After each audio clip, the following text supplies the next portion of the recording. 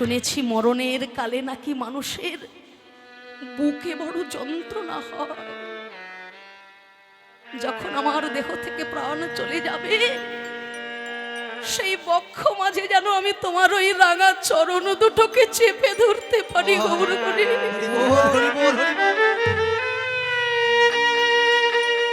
মৃত্যুর সময় বুকে বড় যন্ত্রণা, সেই বক্ষ মাঝে আমি যেন তোমার ওই চরণ দুটোকে জড়িয়ে ধরতে পারি। শুনেছি মানুষের চোখে নাকি ঘনিয়ে আসে কালো অন্ধকার, ঘন ঘোর ভয়।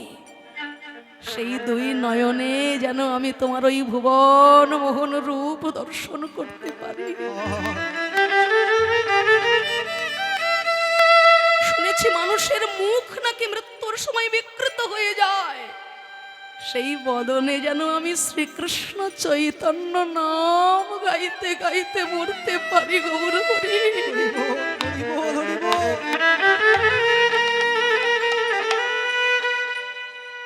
আমি যেন তোমার সেবা করতে করতে এমনি ভাবে এই দেহ থেকে প্রাণ ত্যাগ করতে পারি। মহাপ্রভু এ কথা শোনার পর আর সেখানে দাঁড়ালেন না, কেননা এর পরে যদি হরিদাস আরো কিছু চেয়ে নেয় আমি আর দিতে পারবো না আমার হরিদাস।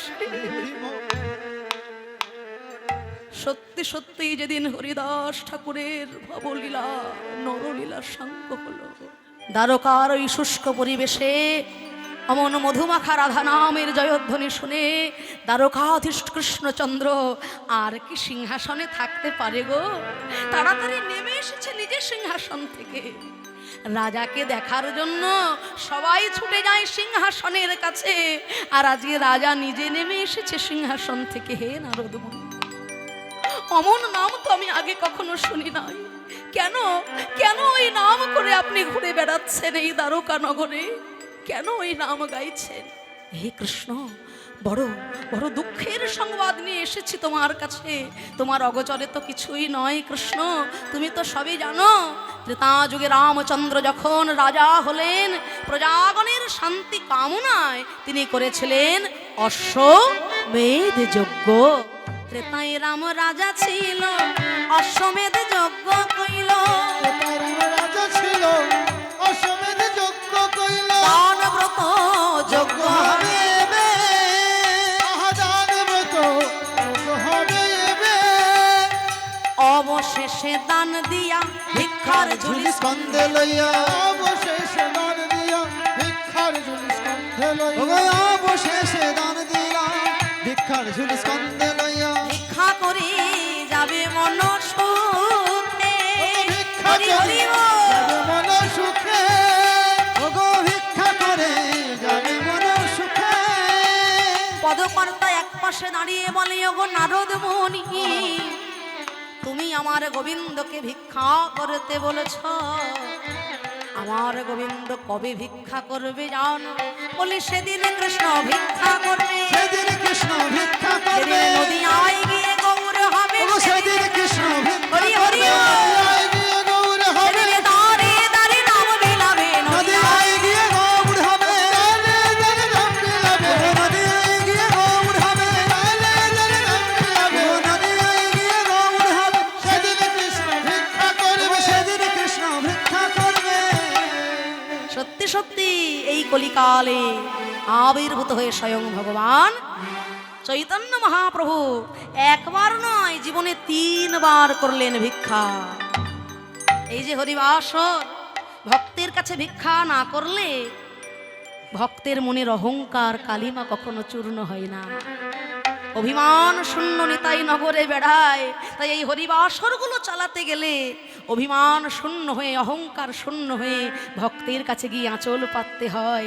ভক্তের ভিক্ষাতেই সম্পূর্ণ হয় মহামহোৎসব। গৌরাঙ্গ মহাপ্রভু হয়ে আবির্ভূত স্বয়ং ভগবান এই কলিকালে 3 বার ভিক্ষা করলেন। যখন মহাপ্রভুর পৈতে হলো, যখন সন্ন্যাস গ্রহণ করলেন, তখন আবার পুরীধামে হরিদাস ঠাকুরের নির্যানের সময় আঁচল পেতে দাঁড়ে দাঁড়ে মহাপ্রভু ভিক্ষা করেছেন। হরিদাস ঠাকুর কত বড় কথা বললেন মহাপ্রভুকে। যে হে গৌর হরি, প্রত্যেক দিন 3 লক্ষ নাম করেছি আমি তোমার, 3টে পয়সাও আমি তোমার কাছে কখনো চাইনি। আজকে আমার মনে বড় বাসনা জেগেছে, 3 লক্ষ নামের পরিবর্তে 3টি বস্তু আমি তোমার কাছে চাইব দয়াময়। কি চাইব জানো? সেই লীলা প্রভু মোরে কভু না দেখাইবা, কভু না দেখাইবা, তোমার অগ্রেতে মোর শরীর পাড়িবা, আমি নয়নে হেরিব তোমার অচাঁদ বদন, হৃদয়ে ধরিব তোমার রাঙাচরণ, রাঙাচরণ, জিহ্বায় উচ্চারিব শ্রীকৃষ্ণ চৈতন্য নাম, চৈতন্য নাম। এই মতো মোর ইচ্ছা ছাড়িব ছাড়িব পরা। গৌর হরি,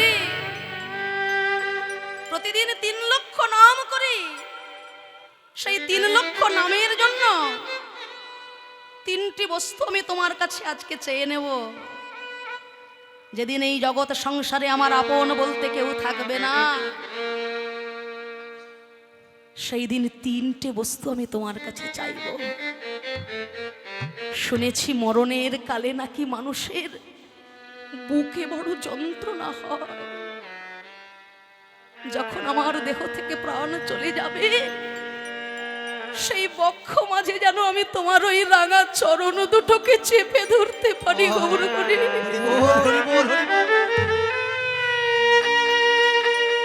মৃত্যুর সময় বুকে বড় যন্ত্রণা, সেই বক্ষ মাঝে আমি যেন তোমার ওই চরণ দুটোকে জড়িয়ে ধরতে পারি। শুনেছি মানুষের চোখে নাকি ঘনিয়ে আসে কালো অন্ধকার, ঘন ঘোর ভয়, সেই 2 নয়নে যেন আমি তোমার ওই ভুবন মোহন রূপ দর্শন করতে পারি। শুনেছি মানুষের মুখ নাকি মৃত্যুর সময় বিকৃত হয়ে যায়, সেই বদনে যেন আমি শ্রীকৃষ্ণ চৈতন্য নাম গাইতে গাইতে মরতে পারি। গৌর হরি,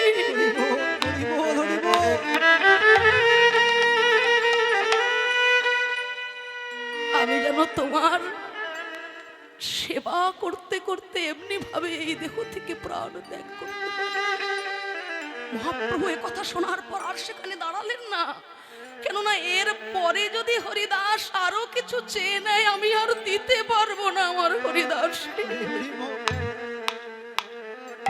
সত্যি সত্যি যেদিন হরিদাস ঠাকুরের ভবলীলা নরলীলা সাঙ্গ হলো, একদিকে মহাপ্রভুর চরণ দুটোকে বুকের মধ্যে চেপে ধরলো, মহাপ্রভুর দিকে নয়নে নয়ন দিল,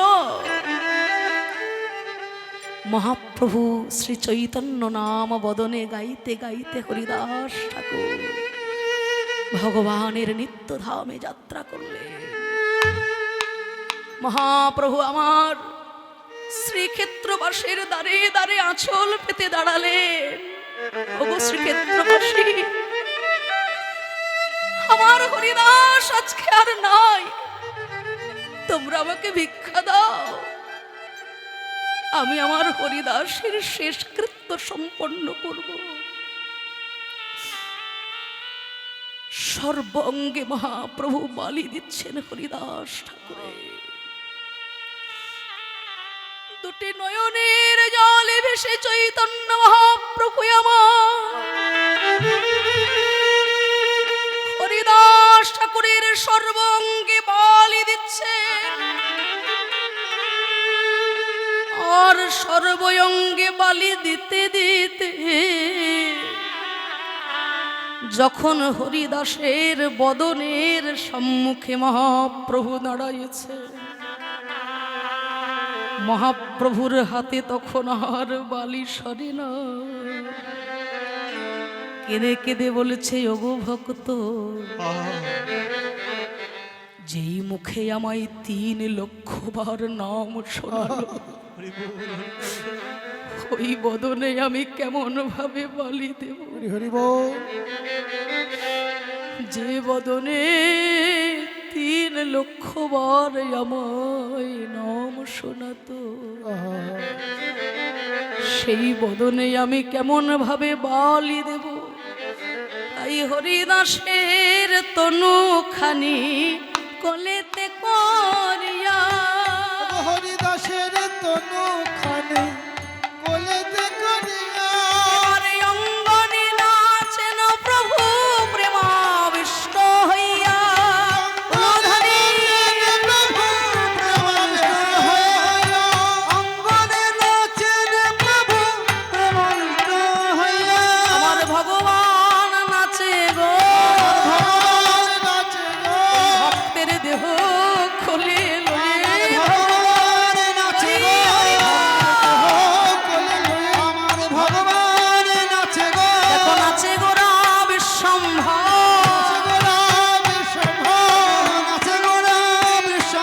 সংকীর্তনের নটবর,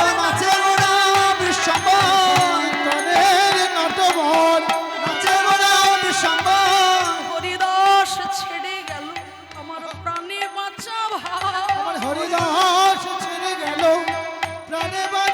ভাই।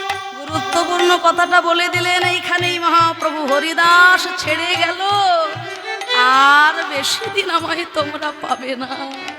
আমার হরিদাস ছেড়ে গেল, এখন প্রাণে বাঁচা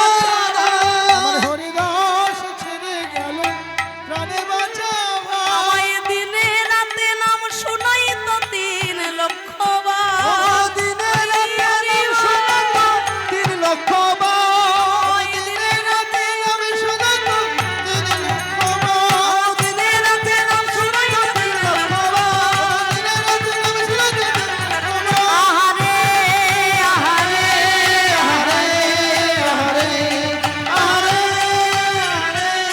আহারে আহারে তাই সেই দিন হরিদাস ঠাকুরের নির্জানে মহাপ্রভু শ্রীক্ষেত্রে আঁচল পেতে দাঁড়ে দাঁড়ে ভিক্ষা করেছিলেন। তাই তো আজকে নারদ মুনি বললেন, হে গোবিন্দ, আজকে প্রভাসের তীরে তুমি যখন যজ্ঞ করবে, সেই যজ্ঞের অন্তে যাতে তোমার মনে কোনো অহংকার না থাকে, তাই সকলের কাছে আঁচল পেতে তুমি ভিক্ষা করবে। গোবিন্দ আমার বললেন, বেশ, তাহলে প্রভাসের তীরে যজ্ঞ হবে। সকলের উদ্দেশ্যে চিঠি লিখলেন, দেব দেবী গন্ধর্ব যোগী মুনি ঋষি সবার নামে চিঠি হলো লেখা। দাদা গলায় বললেন, ভাই কানাই রে, সবার নামে তো চিঠি লিখেছ ভাই, কিন্তু যাদের কোলে পিঠে আমরা বড় হলাম, মাতা যশোমতী পিতা নন্দের নামে কোনো চিঠি নয় ভাই। গোবিন্দ আমার বললেন, দাদা গো, এ জগতে যার মা কাঁদে তার সারা জগৎ কাঁদে। ঘরে যদি মা কাঁদে, বাইরে যদি তুমি যজ্ঞ করো, সেই যজ্ঞের ফল কখনো হবে না। ভগবান নিজে বললেন, পিতা গুরু প্রথমেতে জনম যাহা হইতে, জনক প্রথম গুরু জানিহ সাক্ষাতে। বাবা মা জীবনের প্রথম গুরু। কিন্তু দুঃখের বিষয়, আজকাল ঘরে ঘরে মা কাঁদছে বাবা, ঘরে ঘরে বাবা কাঁদছে, তাই না? কিন্তু সব ছেলেগুলোই যে খারাপ আমি সে কথা বলবো না বাবা। এখনো এমন সন্তান আছে, বৃদ্ধ মাকে বৃদ্ধ বাবাকে মাথায় নিয়ে গঙ্গায় স্নান করতে নিয়ে যায়। কিন্তু সব ছেলেগুলোই যদি ভালো হতো, তাহলে কলকাতার বুকে দেখবেন মন্দির মসজিদের থেকে বেশি বেশি বৃদ্ধাশ্রম তৈরি হচ্ছে। আর আশ্চর্যের বিষয়, ওই বৃদ্ধাশ্রমের পথে কোনো দিন মজুর, কোনো চাষি ভাই, কোনো রিক্সাওয়ালার মা বাবা কিন্তু থাকে না। বড় বড় অফিসার যারা, যাদের পিতা মাতা জীবনের সর্বস্ব জলাঞ্জলি দিয়েছে ছেলেটাকে বড় করে তোলার জন্য। ছেলেটা অনেক বড় হয়েছে, কিন্তু প্রকৃত মানুষ হতে সে ভুলে গেছে। ঘরে যদি জীবন্ত ভগবান, জীবন্ত দেব দেবী, গর্ভধারিণী মা, জন্মদাতা পিতা কাঁদে, মূর্তির ভগবানকে কোনো দিন তুমি সন্তুষ্ট করতে পারবে না। জননী জন্মভূমিশ্চ স্বর্গাদপি গরীয়সী, স্বর্গের থেকেও মা বড়। ভূমে গরি অসীমাত মাত পরতর মন। জগতে সবাই তোমাকে ভালোবাসবে বাবা, অনেক ভালোবাসবে, কিন্তু মায়ের মতো নিঃস্বার্থ ভালোবাসা কেউ দিতে পারবে না। ওই সম্পদ যে হারিয়েছে সে মর্মে মর্মে জানে। তাই তো বলছি, জীবন্ত ভগবান পিতা মাতাকে যদি তুমি খুশি করতে পারো, সুখী করতে পারো ভাই, তোমাকে কষ্ট করে বৃন্দাবন যেতে হবে না, তোমাকে কষ্ট করে কাশীধাম যেতে হবে না, বৃন্দাবন তোমার নিজের বাড়িটাই তৈরি হয়ে যাবে। তাই তাই তো গোবিন্দ বললেন, দাদা গো, যদি আমার মা যশোদা কাঁদে, পিতা নন্দ কাঁদে, গোপীগণ কাঁদে, রাধারানী কাঁদে, কোনোদিন প্রভাসে যজ্ঞ আমার সফল হবে না। তাই বাঁকা করের বাঁকা অক্ষরে সকলের নামে গোবিন্দ আমার চিঠি লিখলেন। আর সেই চিঠি পেয়ে আজকে নারদ মুনি চলেছেন সকলের উদ্দেশ্যে দেবেন বলে। সকলকে চিঠি দিলেন, দেব দেবী গন্ধর্ব কিন্নর দেবাদিদেব মহাদেবকে দিলেন সবার অগ্রে চিঠি। সকলকে চিঠি দিয়ে নারদ মুনি এলেন মধুর বৃন্দাবনে। এসে দেখে ব্রজের কি দশা, দেখে শ্রীদাম সখা পটেতে আঁকা শ্যামের মূরতি।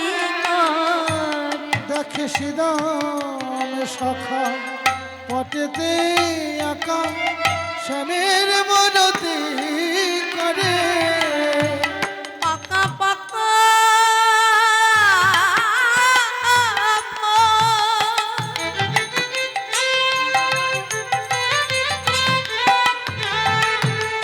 আই কানাই আমার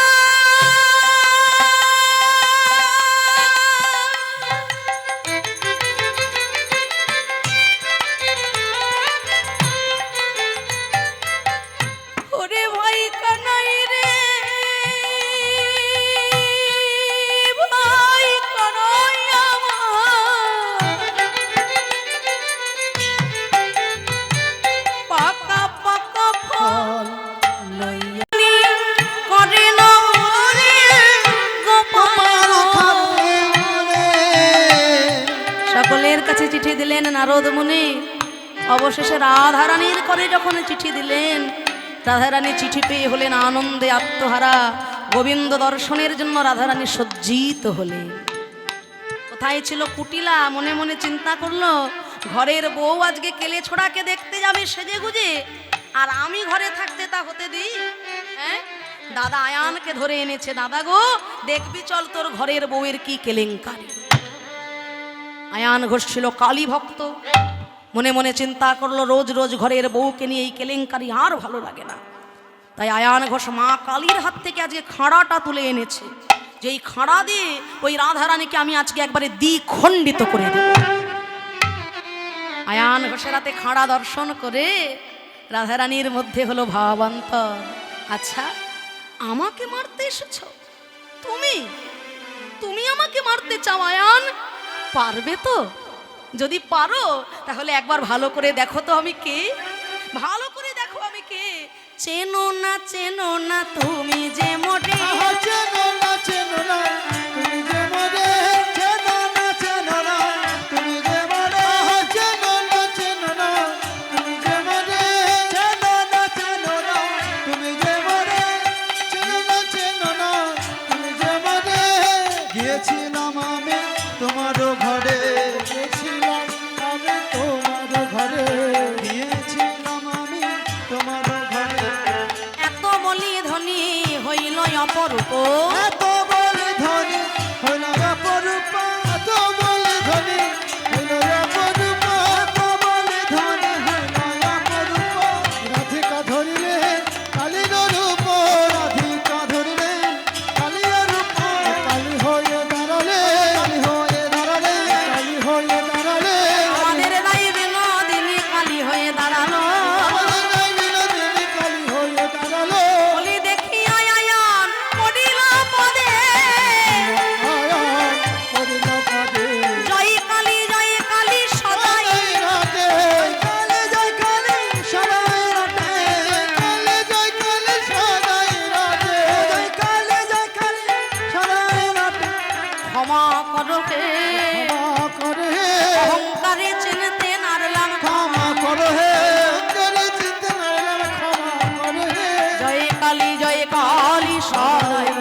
জয় কর